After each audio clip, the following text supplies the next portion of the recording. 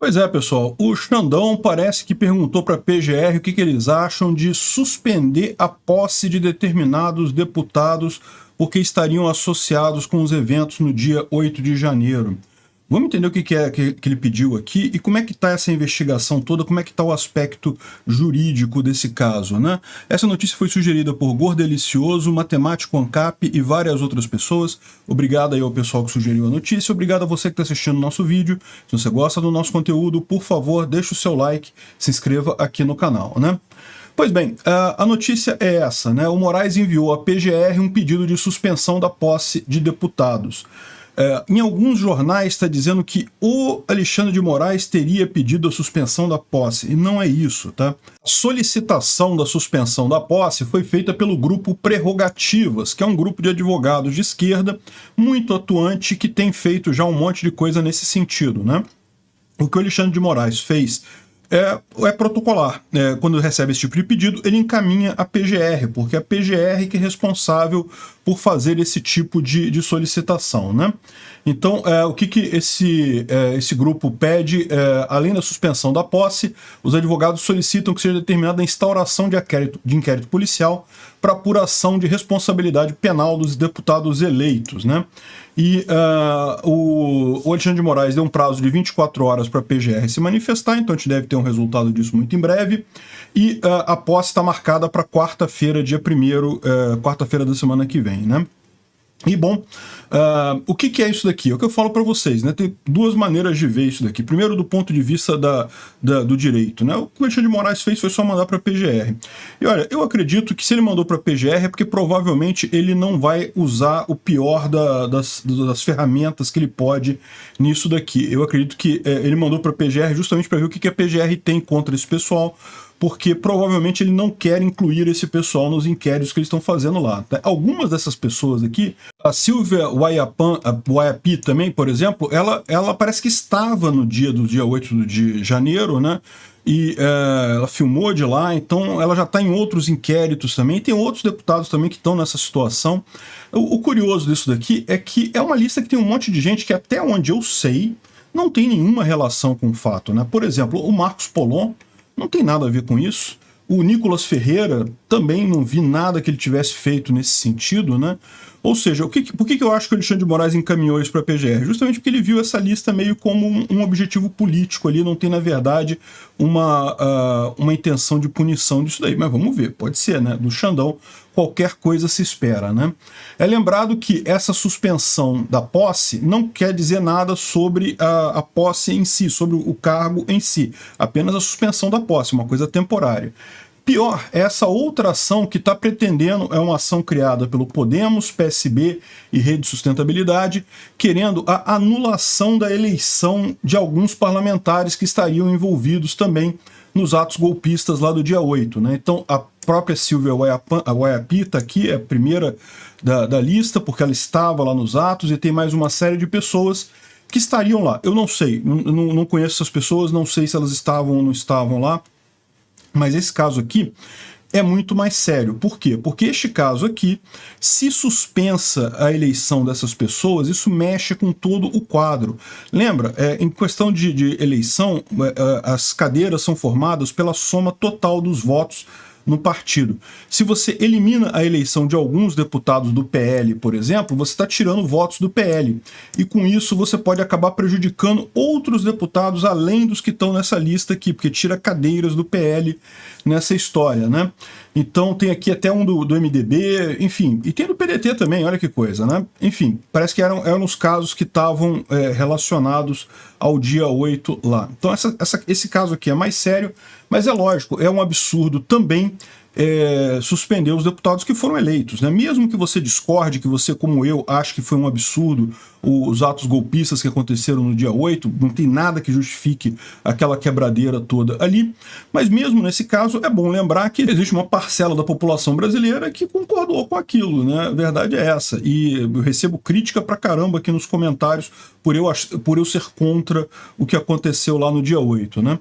Enfim, essas pessoas que a gente não concorda, elas têm que ter voz, e e elas elegeram esses deputados, né, fazem parte disso daí. Mais do que isso, muitas pessoas que desaprovam o dia 8, na verdade, também votaram nesses deputados. Então isso daí seria um sequestro da representatividade muito grande. Eu acho absolutamente injusto isso daí. Lembra, quando você pune um deputado, você não está punindo só a figura do deputado, você está punindo todos os eleitores que votaram nele. A pessoa votou naquele deputado e agora ficou sem o voto. Enfim, eu espero que o resultado dessa ação aqui seja a gaveta.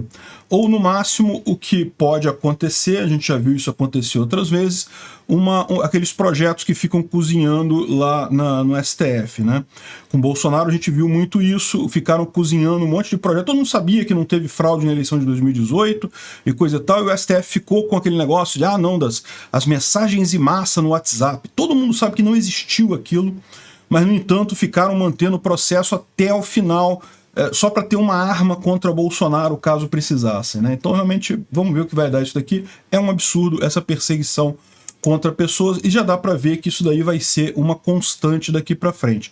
Pode ter certeza, o Congresso mais à direita está incomodando o Lula vai fazer todo o possível, para o que puder fazer para eliminar deputados bolsonaristas do Congresso, ele vai fazer isso. É um absurdo. Eu espero que o STF tenha a consciência da gravidade que seria retirar esses deputados, né? Bom, além disso, continuam as audiências e denúncias lá do pessoal que foi preso lá no acampamento de Brasília, né? E foram mais 150 pessoas denunciadas. Denunciadas quer dizer que vai começar o processo propriamente dito. E o total chega a 254 pessoas. Algumas notícias não são ruins. Por exemplo, a lei antiterrorismo não está sendo aplicada. Como eu falei para vocês, a lei antiterrorismo, graças a Dilma, o pessoal que está nessa confusão, agradeçam a Dilma, porque foi a Dilma que tirou esse negócio da política por conta de não querer afetar o MST, e agora está beneficiando os bolsonaristas no final das contas. Enfim, ela diz aqui que tal crime, a lei antiterrorismo só abrange condutas praticadas por xenofobia, discriminação, preconceito de raça, cor, etnia e religião. Não faz parte dos tipos penais o cometimento de crimes, por mais graves que possam ser, por razões políticas. E, de novo, isso estava na lei original. A Dilma que negociou e tirou. Razões políticas e sociais. Tinha esses dois temas também na lei original. Ela pediu para tirar os dois e, com isso, evitou que essa lei se aplicasse aos bolsonaristas, né? E só de curiosidade, vamos dar uma olhada aqui como é que está uma dessas denúncias, né?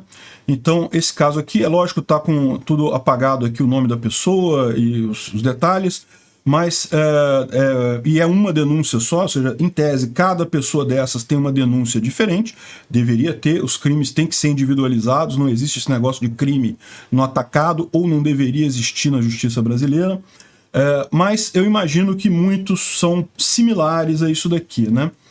Então repara o que estão acusando o pessoal que está preso lá na Papuda e que vai enfrentar agora um processo criminal, né?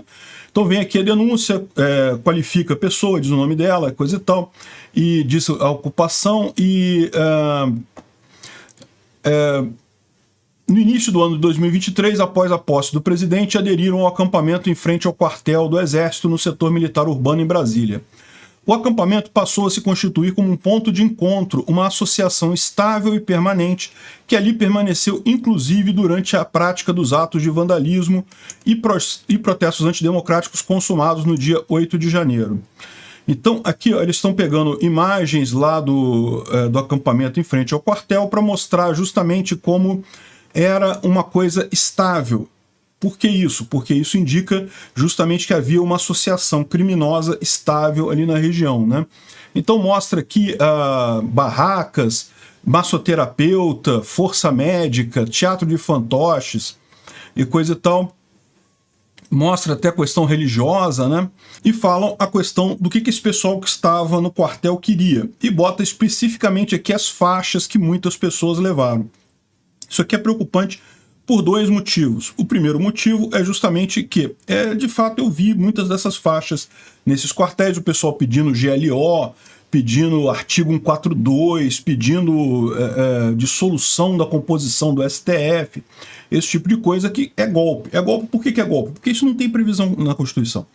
o artigo 142, evidentemente, por óbvio, ele está na Constituição. O problema é a interpretação que as pessoas fazem desse artigo. As pessoas interpretam aquilo ali achando que as Forças Armadas podem agir para remediar um conflito entre poderes, quando isso não é o que está dito ali no artigo 142, né?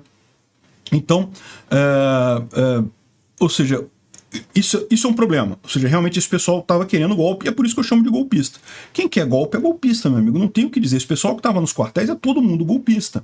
E a outra preocupação que eu tenho aqui é que muitas vezes em manifestações a favor de Bolsonaro, contra medidas absurdas do STF, até a favor do impeachment da Dilma, haviam pessoas com esse tipo de placa, né?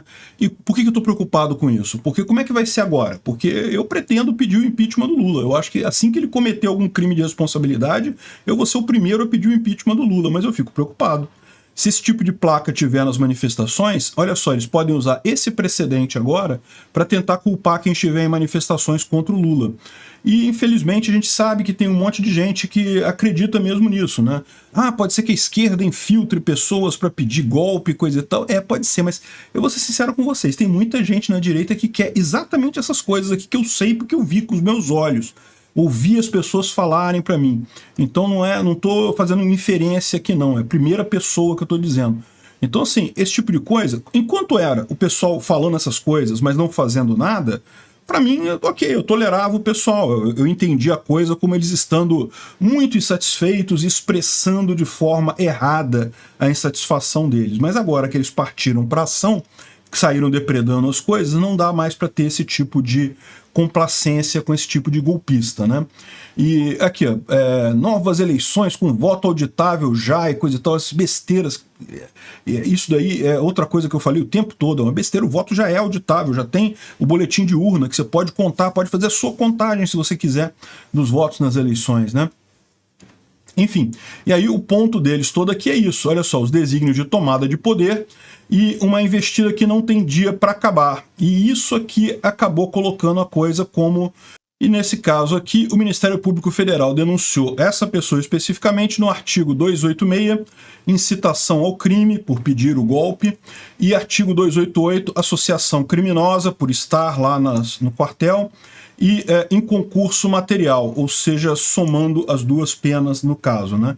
Esse caso aqui é tipicamente um caso de alguém que provavelmente não estava na depredação lá de Brasília, estava apenas no acampamento militar, ou seja, é golpista, estava pedindo golpe, mas não participou da quebradeira, senão teria aqui certamente crime de dano e várias outras coisas, né?